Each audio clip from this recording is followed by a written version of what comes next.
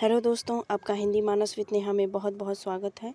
मित्रों, आज की वीडियो में मैं जून का तीसरा प्रश्न पत्र लेकर प्रस्तुत हूँ 2015 का, और इसमें टोटल 75 प्रश्न हैं। वीडियो को शुरू करने से पहले मैं एक रिक्वेस्ट करना चाहूँगी, जिन परीक्षार्थियों ने या फिर कह लें कि जिन अभ्यर्थियों ने मेरा चैनल सब्सक्राइब नहीं किया है, वो कृपया इसे ज़रूर सब्सक्राइब करें और ज़रूरतमंद के पास शेयर करें। तो चलिए शुरू करते हैं हम आज का वीडियो। पहला प्रश्न है, हिंदी साहित्य का इतिहास सर्वप्रथम किस भाषा में लिखा गया था? अंग्रेजी, हिंदी, फ्रेंच, जर्मन।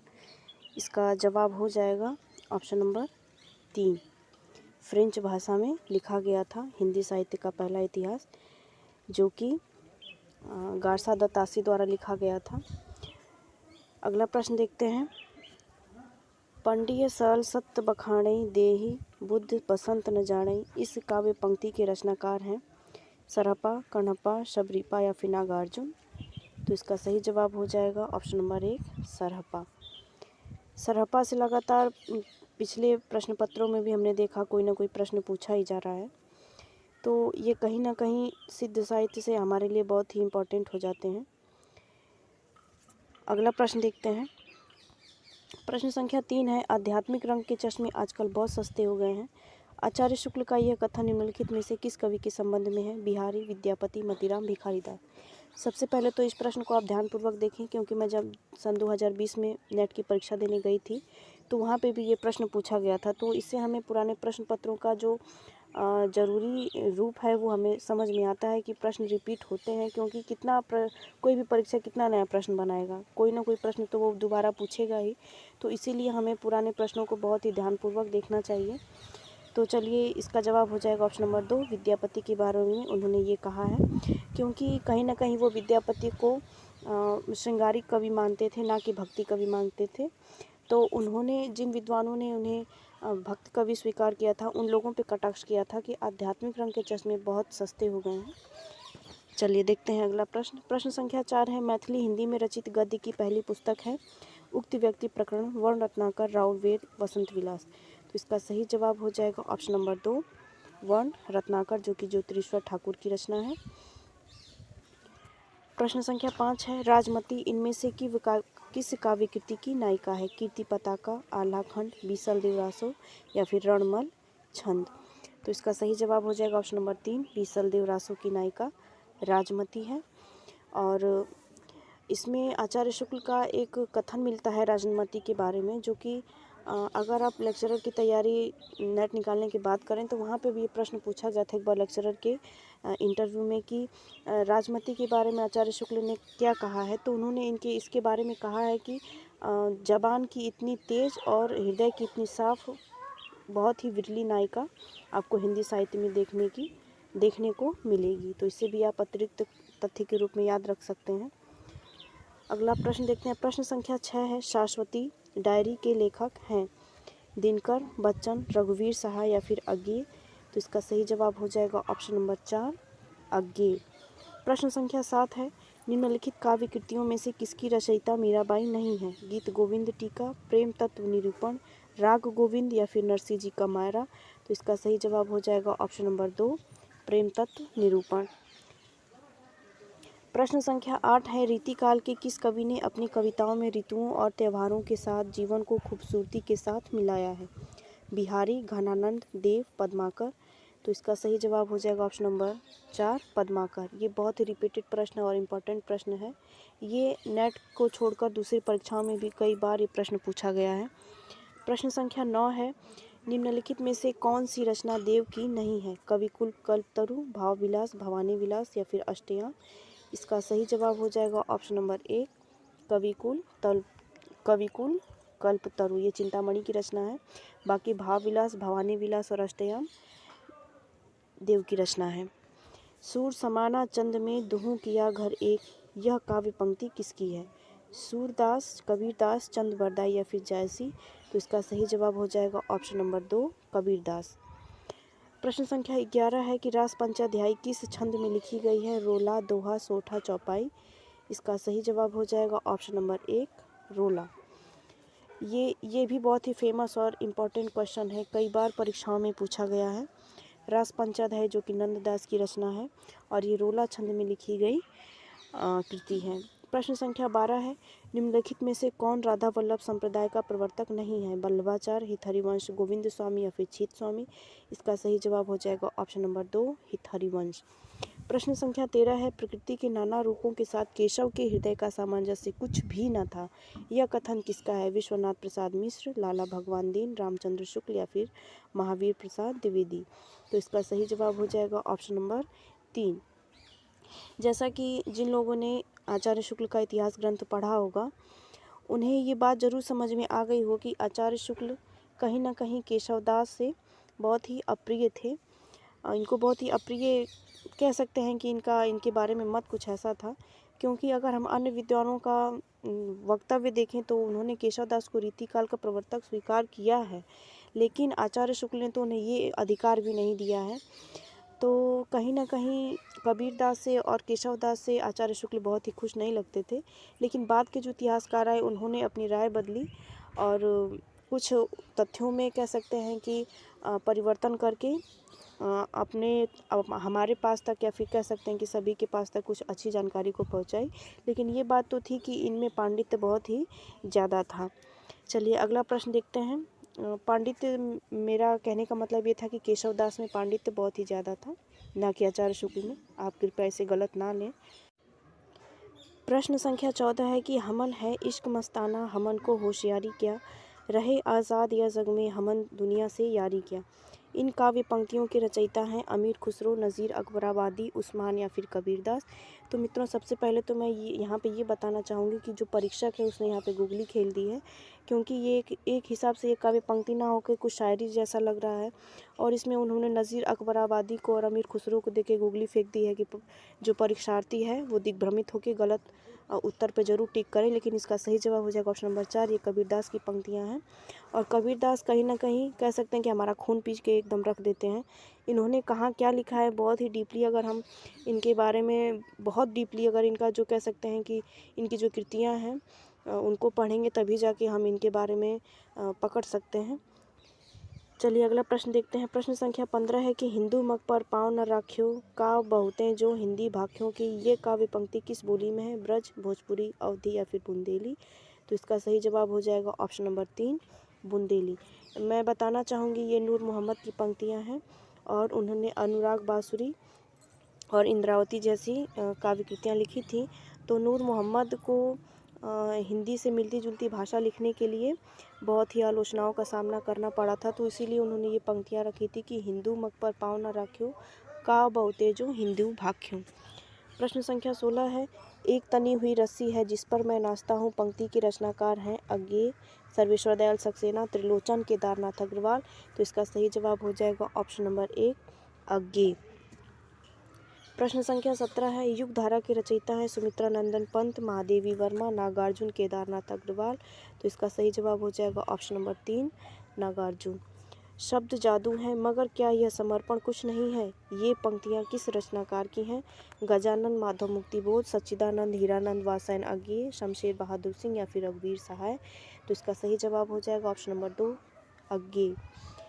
प्रश्न संख्या 19 है कि बीती विभावरी जाग रही, अंबर पनघट में डूबो रही, तारा घट उषा नागरी? उपर्युक्त पंक्तियाँ जयशंकर प्रसाद के किस काव्य संग्रह में संकलित हैं? प्रेम पथिक, झरना, कानन कुसुम या फिर लहर? तो इसका सही जवाब हो जाएगा ऑप्शन नंबर 4 लहर में संकलित है। अंधा कुआं किसकी नाट्य कृति है? धर्मवीर भारती, लक्ष्मी नारायण लाल, मोहन राकेश, सुरेंद्र वर्मा? तो इसका सही जवाब हो जाएगा ऑप्शन नंबर 2 लक्ष्मी नारायण लाल। इन्होंने बहुत सारी नाट्य कृतियाँ लिखी हैं जिन्हें कि याद रखना तो बहुत ही असंभव है, लेकिन उसे अगर हम बार बार पढ़ेंगे तो ज़रूर याद हो जाएंगे, जिसमें कि कुछ अलग नाटक कह सकते हैं कि मादा कैक्टस है, इस तरह के उन्होंने नाटक लिखे हैं। प्रश्न संख्या 21 है कि मल्लिका किस नाटक की पात्र है? माधवी, सूर्य की अंतिम किरण से सूर्य की पहली किरण तक, आषाढ़ का एक दिन और 8वां सर्ग? तो इसका सही जवाब हो जाएगा ऑप्शन नंबर 3 आषाढ़ का एक दिन। उसमें मल्लिका नाम की एक पात्र है जो कि मोहन राकेश द्वारा लिखा गया नाटक है। प्रश्न संख्या 22 है, निम्नलिखित में से कौन सी कहानी राजी सेठ की नहीं है? समांतर चलते हुए, अपने दायरे, गलत होता पंचतंत्र या फिर जाह्नवी? तो इसका सही जवाब हो जाएगा ऑप्शन नंबर 4 जाह्नवी। प्रश्न संख्या 23 है, आधा गांव उपन्यास में चित्रित गांव है। गंगौली, शिवपालगंज, मेरीगंज या फिर बेलारी। इसका सही जवाब हो जाएगा ऑप्शन नंबर 1 गंगौली। शिवपालगंज रागदरबारी में, मेरीगंज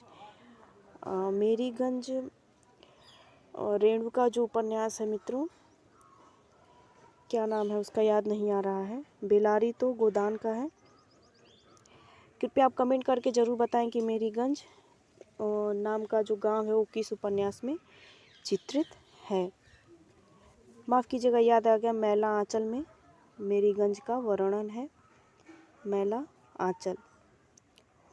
और शिवपालगंज रागदरबारी का है और गंगौली आधा गांव का। और चारों बहुत ही मोस्ट हैं, किसी न किसी परीक्षा में पूछे गए, इसे आप मिस ना करें। प्रश्न संख्या 24 है, महिला पुलिस कर्मियों के जीवन पर आधारित उपन्यास है। ग्लोबल, गांव का देवता, गुनाह बेगुनाह, मुन्नी मोबाइल या फिर जिंदा मुहावरे। तो इसका सही जवाब हो जाएगा ऑप्शन नंबर 2 गुनाह बेगुनाह। प्रश्न संख्या 25 है, छप्पर के लेखक हैं ओम प्रकाश वाल्मीकि, मोहनदास नैमिषराय, सूरजपाल चौहान या फिर जयप्रकाश करदम। तो इसका सही जवाब हो जाएगा ऑप्शन नंबर 4 जयप्रकाश करदम। प्रश्न संख्या 26 है, निम्नलिखित में से कौन सी उक्ति निबंधकार रामचंद्र शुक्ल की नहीं है। उक्ति निबंधकार रामचंद्र शुक्ल की नहीं है। हृदय प्रसार का स्मारक स्तंभ काव्य है। काव्य एक अखंड तत्व या शक्ति है जिसकी गति अमर है। श्रद्धा और प्रेम के योग का नाम भक्ति है और धर्म की रसात्मक अनुभूति का नाम भक्ति है।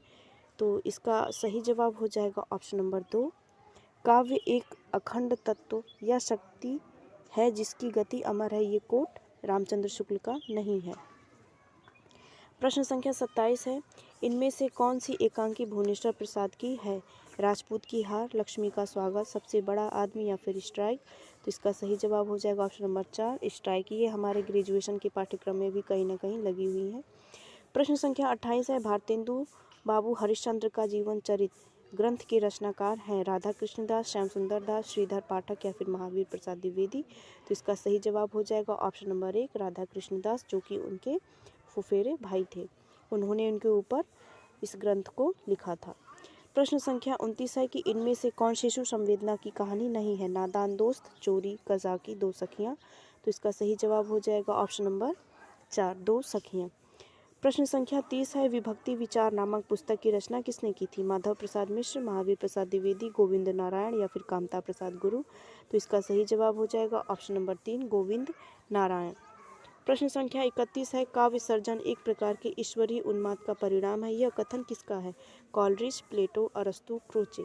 तो इसका सही जवाब हो जाएगा ऑप्शन नंबर 2 प्लेटो। प्रश्न संख्या 32 है कि जादू यथार्थवाद, जिसे हम कह सकते हैं मैजिकल रियलिज्म, शब्द का सबसे पहले प्रयोग किसने किया था। गैब्रियल गार्सिया मार्क्वेज, जुआन रूफो, फ्रेंच रो, जॉर्ज साइको। तो इसका सही जवाब हो जाएगा ऑप्शन नंबर 3 फ्रेंच रो ने जादू यथार्थवाद का सबसे पहले प्रयोग किया था। प्रश्न संख्या 33 है कि इनमें से कौन मार्क्सवादी विचारक नहीं है। Joseph Addison, Lukacs, Ralph Fox या फिर कॉर्डवेल। तो इसका सही जवाब हो जाएगा ऑप्शन नंबर 1 जोसेफ एडिसन। प्रश्न संख्या 34 है कि इनमें से कौन सा कथन सत्य है। प्लेटो की दृष्टि यथार्थपरक थी, अरस्तु की आदर्शपरक। प्लेटो और अरस्तु दोनों की दृष्टि आदर्शपरक थी। प्लेटो की दृष्टि आदर्शपरक थी, अरस्तु की यथार्थपरक, या फिर प्लेटो और अरस्तु दोनों की दृष्टि यथार्थपरक थी। इसका सही जवाब हो जाएगा ऑप्शन नंबर 3 प्लेटो की दृष्टि आदर्शपरक थी लेकिन अरस्तु की यथार्थपरक। यथार्थपरक का मतलब कि वो वास्तविकता को ज़्यादा महत्व देते थे, ना कि आदर्श को। प्रश्न संख्या 35 है कि विरुद्धों का सामंजस्य कर्म क्षेत्र का सौंदर्य है, किसकी धारणा है। महावीर प्रसाद द्विवेदी, रामचंद्र शुक्ल, नगेंद्र या फिर रामविलास शर्मा। तो इसका सही जवाब हो जाएगा ऑप्शन नंबर 2 आचार्य शुक्ल। प्रश्न संख्या 36 है कि निम्नलिखित में से स्वकीय या नायिका का भेद कौन सा है। मध्या, मुग्धा, प्रौढ़ा, वासक, सज्जा। तो इसका सही जवाब हो जाएगा ऑप्शन नंबर 4 वासक सज्जा। मित्रों, जिस प्रकार नायक के भेद होते हैं उसी प्रकार नायिका के भी भेद होते हैं। किसी वीडियो में मैं विस्तृत रूप से इन सब के बारे में ज़रूर जानकारी दूंगी, क्योंकि इस समय परीक्षा बहुत नज़दीक है, इसलिए मैं प्रैक्टिस सेट को या फिर कह सकते हैं पुराने प्रश्न पत्रों को ही सॉल्व करवा रही हूँ। तो कृपया जिन लोगों ने मेरे पुराने सॉल्यूशन को नहीं देखा हो तो जाके मेरे चैनल पर ज़रूर देखें। प्रश्न संख्या 37 है कि ध्वनि सिद्धांत के आचार्य हैं आनंदवर्धन, वामन, मम्मट, विश्वनाथ। तो इसका सही जवाब हो जाएगा ऑप्शन नंबर 1 आनंदवर्धन। प्रश्न संख्या 38 है संवेदनशीलता का असाहचर्य यह अवधारणा किसकी है? I A. Richard, George Lukacs, T S. Eliot या फिर एफ.आर. लीविस। तो इसका सही जवाब हो जाएगा ऑप्शन नंबर 3 टी.एस. इलियट। प्रश्न संख्या 39 है कि महादेवी वर्मा की किस कृति में जीव जंतुओं और पशु पक्षियों से संबंधित संस्मरण है? अतीत के चलचित्र, पथ के साथी, स्मृति की रेखाएं या फिर मेरा परिवार। तो इसका सही जवाब हो जाएगा ऑप्शन नंबर 4 मेरा परिवार। इसी में मित्रों गिल्लू है, सोना है और जो उनके और पशु पक्षी उनके जो पालतू जीव जंतु थे, तो इसी में उन्होंने सभी के संस्मरण रखे हैं। और पथ के साथ ही इनका बहुत ही फेमस संस्मरण है, जिसमें कि इन्होंने जो इनके समय के कह सकते हैं या फिर इनके जो आसपास के साहित्यकार थे, जैसे मान लीजिए निराला थे और सुमित्रा नंदन पंत थे और इनकी सहेली थी सुभद्रा कुमारी चौहान, इन सब के बारे में इन्होंने इस संस्मरण में लिखा है। प्रश्न संख्या 40 है कि भारतीय काव्य शास्त्र में रसगत दोषों की संख्या कितनी मानी गई है? 5, 10, 25 या फिर 10। तो इसका सही जवाब हो जाएगा ऑप्शन नंबर 10, क्योंकि दोष भी 10 हैं और गुण भी 10 हैं। प्रश्न संख्या 41 है जन्म काल के अनुसार निम्नलिखित कवियों का सही क्रम है? गुरु नानक, कबीरदास, दादू दयाल, मलुकदास। ये 4 कवि रखे गए हैं। इस प्रश्न का सही जवाब हो जाएगा ऑप्शन नंबर 3। पहले आएंगे कबीरदास, उसके बाद है गुरु नानक, फिर है दादू दयाल, उसके बाद है मलुकदास। अगला प्रश्न है रचना काल के आधार पर रचनाओं का सही क्रम है? कवि कुल, कल्पतरु, रसिक प्रिया, ललित ललाम या फिर अलंकार माला। इस प्रश्न का सही जवाब हो जाएगा ऑप्शन नंबर 2। पहले है रसिक प्रिया, फिर है कवि कुलतरु, फिर ललित ललाम, फिर है अलंकार माला। प्रश्न संख्या 43 है टी.एस. इलियट के आलोचना ग्रंथों का सही अनुक्रम है? इसमें उनकी 4 आलोचना ग्रंथ हैं। द सीक्रेट वुड बहुत ही फेमस है, एलिजाबेथन एसेज, सेलेक्टेड एसेज बहुत ही फेमस है, एसेंस एंशिएंट एंड मॉडर्न। तो इसका सही जवाब हो जाएगा option number 1 the secret would, फिर है एलिजाबेथन एसेज, फिर सेलेक्टेड एसेज और लास्ट में है एसेज एंशिएंट एंड मॉडर्न। प्रश्न संख्या 44 है नाट्यशास्त्र से संबंध निम्नलिखित ग्रंथों का सही अनुक्रम है? भाव प्रकाशन, दशरूप निरूपण, दशरूप रूपक, नाट्य दर्पण और फिर अभिनव भारती। इसमें ये 4 ग्रंथ रखे हैं और हमें इन्हें अनुक्रम में लगाना है। इस सवाल का सही जवाब हो जाएगा ऑप्शन नंबर 4 अभिनव भारती पहले आएगी, फिर दशरूपक, फिर नाट्य दर्पण, उसके बाद है भाव प्रकाशन। प्रश्न संख्या 45 में हमें ग्रंथों का सही कालानुक्रम लगाना है। इसमें ग्रंथ हैं कवि कह गया है, जनांतिक, मुक्तिबोध, ज्ञान और संवेदना, प्रेमचंद और उनका युग। तो इसका सही जवाब हो जाएगा ऑप्शन नंबर 3। पहले है प्रेमचंद और उनका युग, फिर है जनांतिक, फिर है मुक्तिबोध, ज्ञान और संवेदना और फिर है कवि कह गया है। प्रश्न संख्या 46 है हिंदी काव्य शास्त्र की निम्नलिखित कृतियों का सही कालानुक्रम है? श्रृंगार निर्णय, रसराज, रसिकानंद या फिर रसकलश। तो इसका सही जवाब हो जाएगा ऑप्शन नंबर 2। पहले है रसराज, फिर है श्रृंगार निर्णय भिखारी दास का है, रसराज मतीराम का है, फिर रसिकानंद है, फिर रसकलश अयोध्या सिंह उपाध्याय हरिऔध का है, जिसका प्रकाशन सन 1931 में हुआ था और ये उनका एकलौता कह सकते हैं कि रीति से संबंधित ग्रंथ था। प्रश्न संख्या 47 है निम्नलिखित कहानी संग्रहों का प्रकाशन वर्ष के अनुसार सही अनुक्रम है? पुष्पलता, छाया, चित्रशाला भाग 1 और है चिंगारियाँ। तो इसका सही जवाब हो जाएगा ऑप्शन नंबर 4 छाया, जो कि जयशंकर प्रसाद का है, फिर पुष्पलता आएगा, फिर चित्रशाला भाग 1, उसके बाद है चिंगारियाँ। प्रश्न संख्या 48 है निम्नलिखित नाटकों का प्रकाशन वर्ष के अनुसार सही अनुक्रम है? कबीरा खड़ा बाजार में, कर्फ्यू, डॉक्टर, कोर्ट मार्शल। तो इसका सही जवाब हो जाएगा ऑप्शन नंबर 2 डॉक्टर सबसे पहले आएगा और लास्ट में आएगा कोर्ट मार्शल, जो कि 1991 में लिखा गया है स्वदेश दीपक द्वारा। ये इसका सही अनुक्रम है। प्रश्न संख्या 49 है निर्मल वर्मा की निम्नलिखित निबंध संग्रहों का प्रकाशन काल के अनुसार सही अनुक्रम है?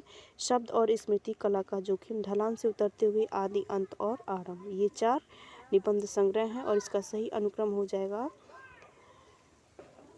Option number 1। पहले शब्द और स्मृति, फिर कला का जोखिम है, फिर ढलान से उतरते हुए और अंत में है आदि, अंत और आरंभ। प्रश्न संख्या 50 है प्रसाद की काव्य कृतियों का सही अनुक्रम है? लहर, आंसू, उर्वशी, झरना।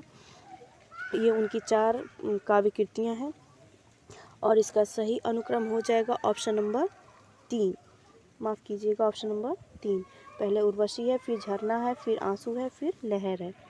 प्रश्न संख्या 51 है कि प्रकाशन वर्ष के अनुसार निम्नलिखित रचनाओं का सही अनुक्रम है। रश्मिरथी, कनुप्रिया, लोकायतन, आत्मजयी। तो इसका सही जवाब हो जाएगा ऑप्शन नंबर 1। पहले रश्मिरथी ही आएगा जो कि दिनकर का है, कनुप्रिया धर्मवीर भारती का है, लोकायतन पंत का है और आत्मजयी कुंवर नारायण का है। प्रश्न संख्या 52 है कि प्रकाशन वर्ष के अनुसार निम्नलिखित निबंध संग्रहों का सही अनुक्रम है। प्रगति और परंपरा, अंगद की नियति, अद्यतन, यत्र तत्र सर्वत्र। तो इसका सही जवाब हो जाएगा ऑप्शन नंबर 4। प्रगति और परंपरा, अद्यतन, अंगद की नियति, यत्र तत्र सर्वत्र। प्रश्न संख्या 53 है निम्नलिखित उपन्यासों का सही कालानुक्रम है। नदी के दीप, देशद्रोह, शहर में घूमता आईना, तमस। तो इसका सही जवाब हो जाएगा ऑप्शन नंबर 2। पहले आएगा देशद्रोही जो कि यशपाल का है, नदी के दीप अज्ञे का है, शहर में घूमता आईना, फिर उसके बाद है तमस। प्रश्न संख्या 54 है कि जगदीश चंद्र के उपन्यासों का प्रकाशन वर्ष के अनुसार सही अनुक्रम है। धरती धन्ना अपना, यादों का पहाड़, मुट्ठी भर कांकर, नरकुंड में वास। तो इसका सही जवाब हो जाएगा ऑप्शन नंबर 3। पहले है यादों का पहाड़, फिर धरती धन्ना अपना, मुट्ठी भर कांकर, लास्ट है नरकुंड में वास। प्रश्न संख्या 55 है प्रकाशन वर्ष के अनुसार निम्नलिखित ऐतिहासिक उपन्यासों का सही अनुक्रम है। मृगनयनी, एकदा नैमिषारण्य, अनामदास का पोथा, अभिज्ञान।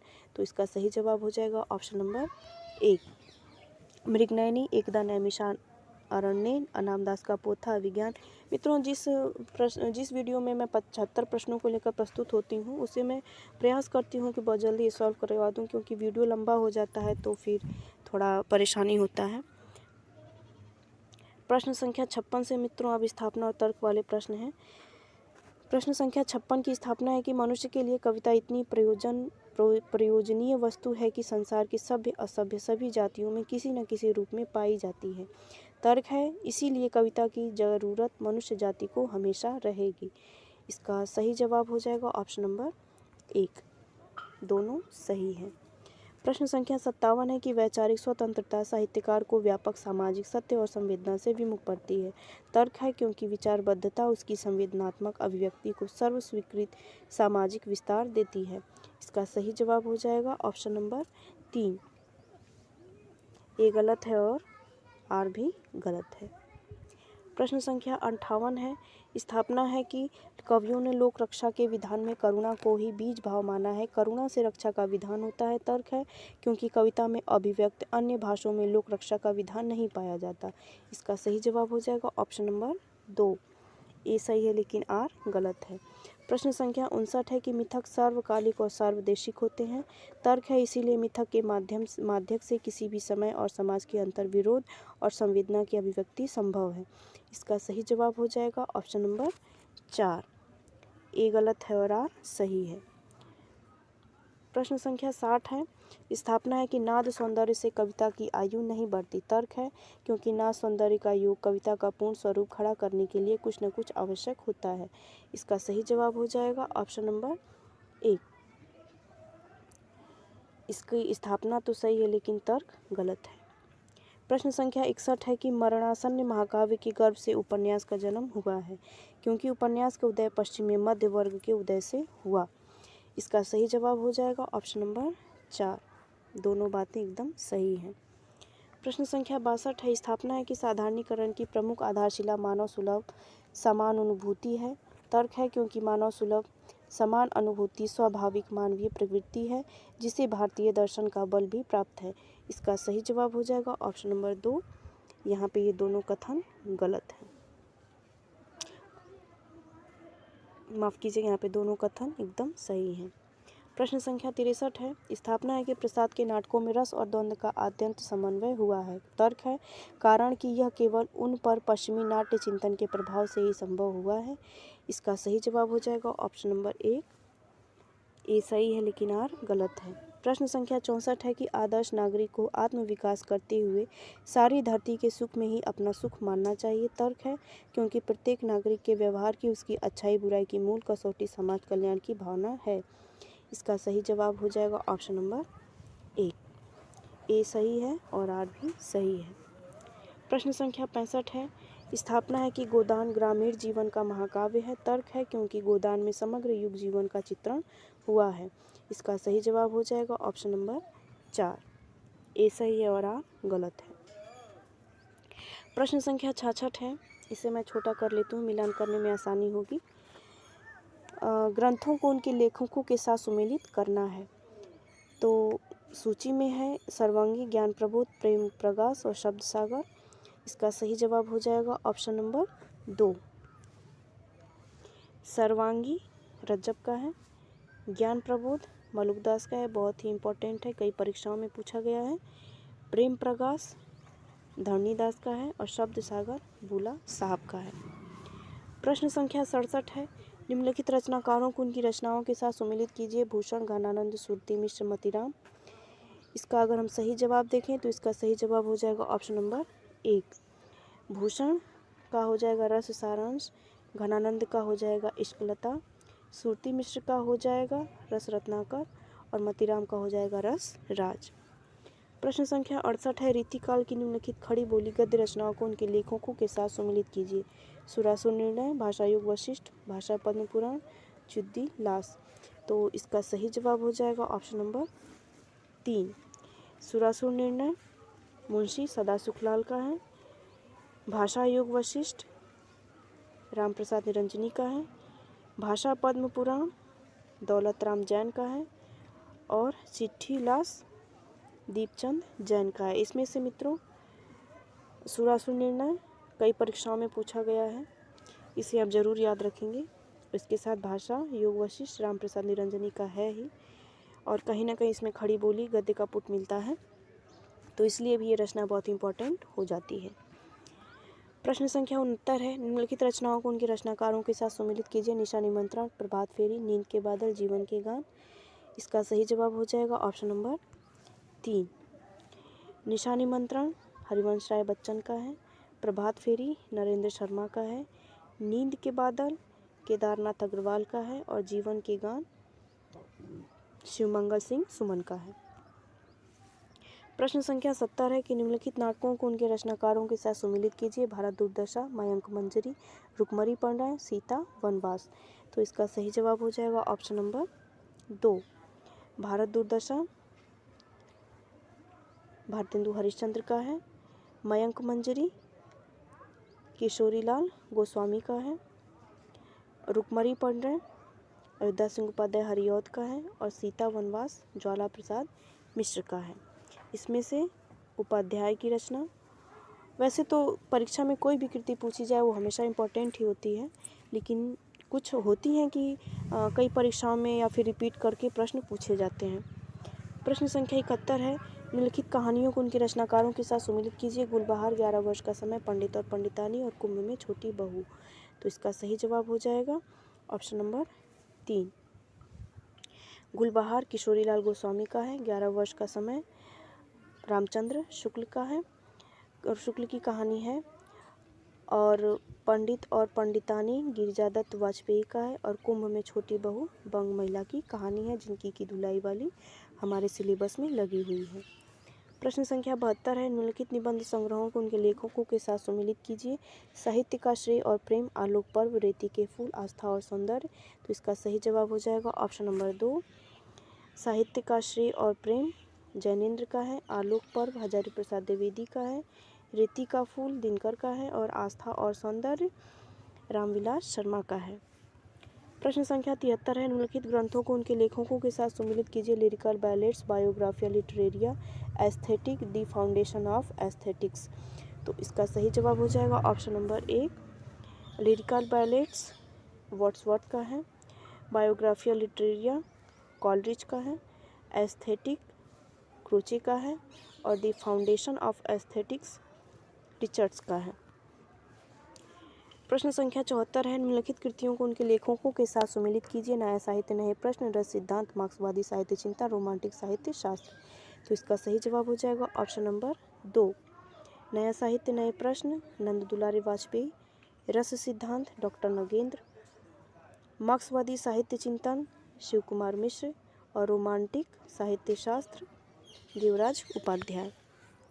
प्रश्न संख्या 75 है, निम्नलिखित काव्य शास्त्रीय ग्रंथों को उनके आचार्यों के साथ सुमेलित कीजिए। उज्ज्वल नीलमणि, कुवलयानंद, साहित्य दर्पण, रस गंगाधर। तो इसका सही जवाब हो जाएगा ऑप्शन नंबर 4, उज्ज्वल नीलमणि, रूपस्वामी,